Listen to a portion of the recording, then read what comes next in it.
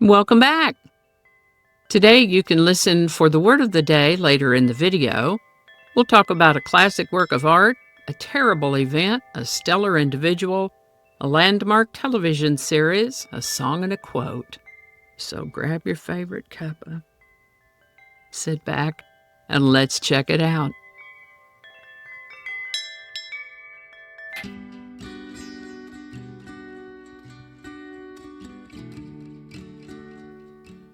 Hi there, and welcome to this day in history for September 8th.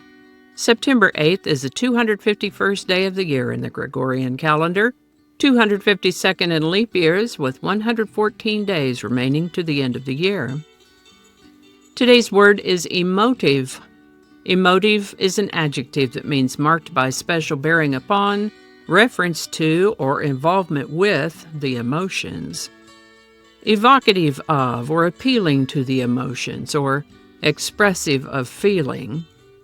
Example sentences could include, the painting has an emotive power that words can't capture, or the debate was filled with emotive arguments rather than practical solutions, or she gave an emotive performance that left the crowd silent in awe. The word emotive comes to us from a Latin word that means to move out or stir up, and is also the root of the word emotion. First known use of the word emotive is in the 1830s. Emotive. And with that, Michelangelo's sculpture of David was unveiled in the Piazza della Signoria in Florence, Italy on September 8, 1504. An amazing piece of work, David was carved from a single huge block of Carrara marble and stands 5.17 meters or 17 feet in height. Originally planned as one of the statues in a series depicting the 12 apostles for the Florence Cathedral, David was instead brought to the public square in front of the Piazza della Signoria and unveiled there, where it stood until 1873, when it was moved to the art gallery Galleria dell'Accademia in Florence.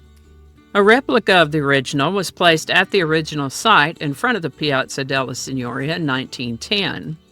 The statue had been in the works for a good while, begun in 1465 by a protege of the artist Donatello.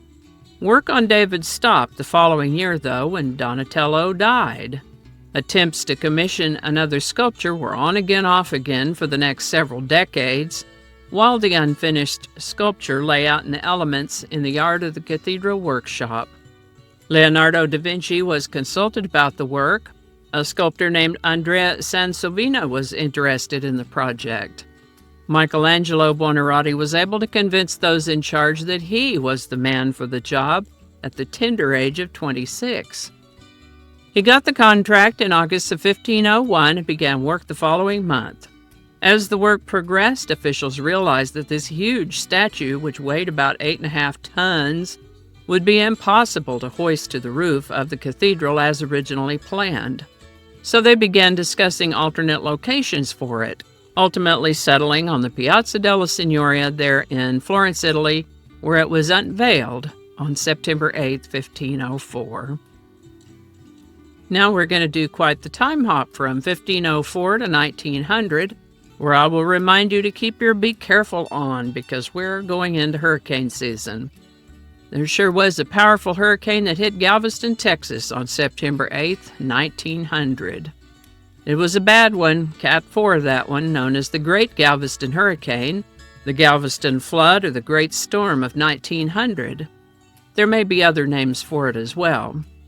It was the deadliest natural disaster in the United States history, with somewhere between 6,000 and 12,000 fatalities before it was all over.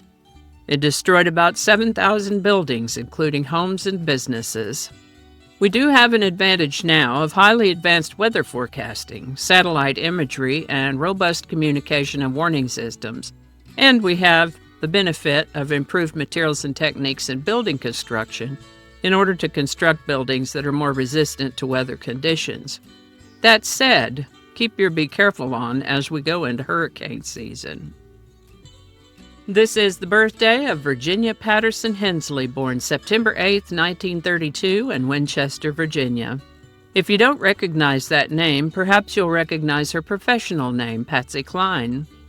Back in those days, music artists often got their start performing on local radio stations. We've mentioned this before. Patsy got her start as a teenager, just 15 years old.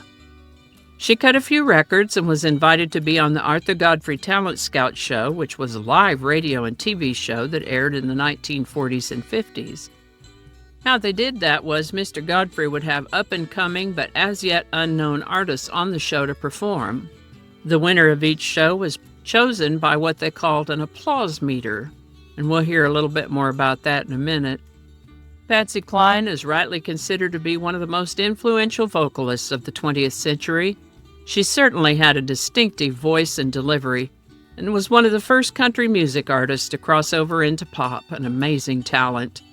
She had at least half a dozen major hits from 1957 to 1963, when, to the crushing heartbreak of her fans, Patsy Cline perished in a plane crash on her way back to Nashville at the age of 30.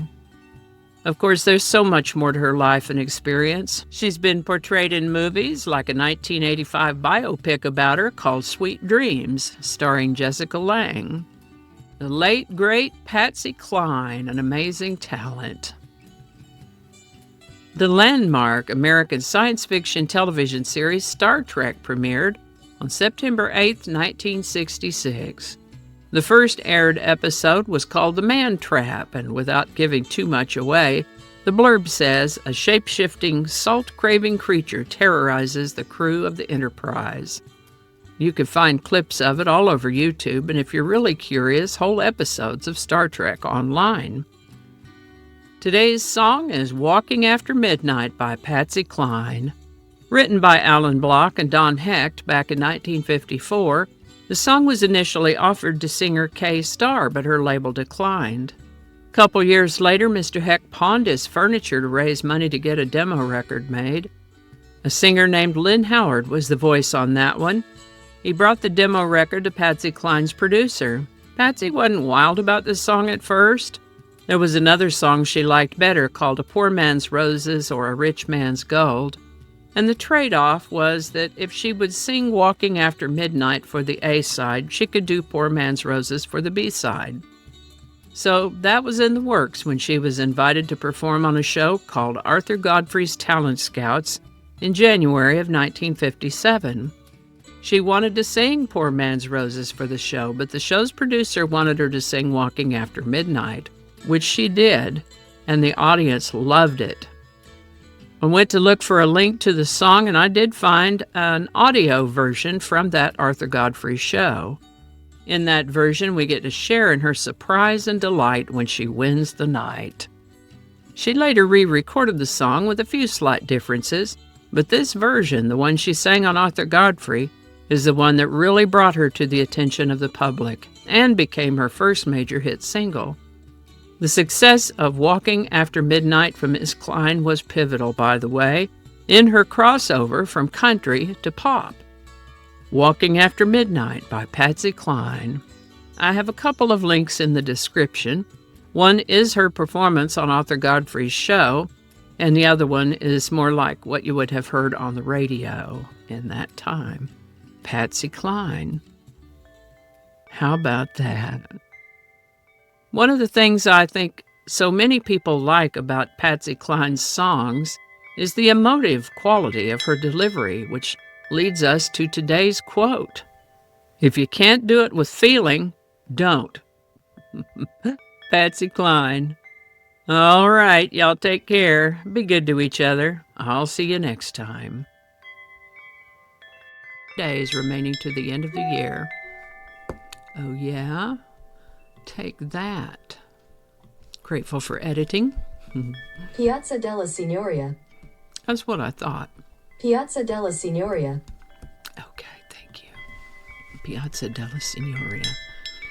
And I think that's going to do it for us today. Thank you so much for watching. Consider subscribing if you haven't already.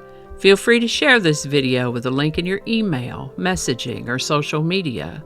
If you enjoy this series, you can check out the playlists in the description. You can find me on BitChute, Facebook, Odyssey, Rumble, YouTube, and X, as well as on a blog page called No Really, No Really, No Really. Consider following my Day in History page on Facebook if you're on Facebook. I also have a Patreon account now, or you can buy me a coffee. All those links are in the description.